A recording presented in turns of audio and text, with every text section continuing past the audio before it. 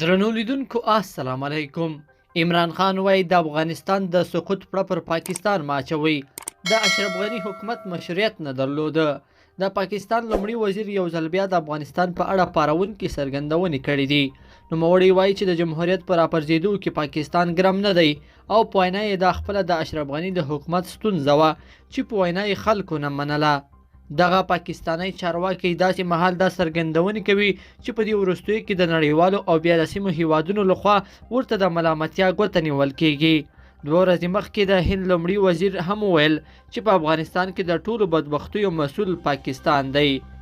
بلخوا ځینو فعالانو او د جمهوریت مامورینو د ملګرو ملتونو د بشري حقونو پر ادارې غږ کړی چې د طالبانو د هدفي وژنو په میرمنو او د بیان پر ازادۍ د هغوی لخوا د لګېدلو محدودیتونو راپورونه دي وڅېړي.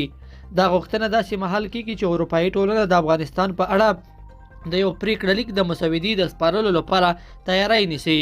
بلخوا د بخښنې نړیوال سازمان هم ټینګار کوي چې په اوس وخت کې د افغانستان د بشري حقونو څارنه ډیره اړینه ده. یاد دې وي چې په دې وروستیو کې د امارت لخوا عمومي عفوې سربیره په ولایتونو کې د هدفي وژنو او رټلو راپورونه رسنۍ شوي دي او دې کار د افغانانو سختې اندېښنې راپارولې دي.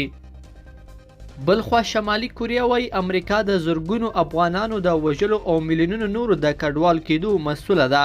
د ملګرو ملتونو په عمومي مجموع کې د شمالي کوریا د پلاوي مشر د خپلو خبرو پر مهال ویلي ملګرو ملتونه باید د یو ځواکمن نړیوال بنسټ په توګه پر کمزورو هیوادونو د پیاوړو هیوادونو هغو یرغل مخه ونیسي.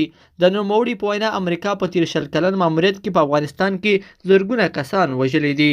لیدونکو په دې هیله چې دا مطلب به مو تر پایه لیدلی وي. که مو ویډیو خوښه شوې ویډیو لایک کړئ او چینل سبسکرایب کړئ. تر بیا ښه وخت.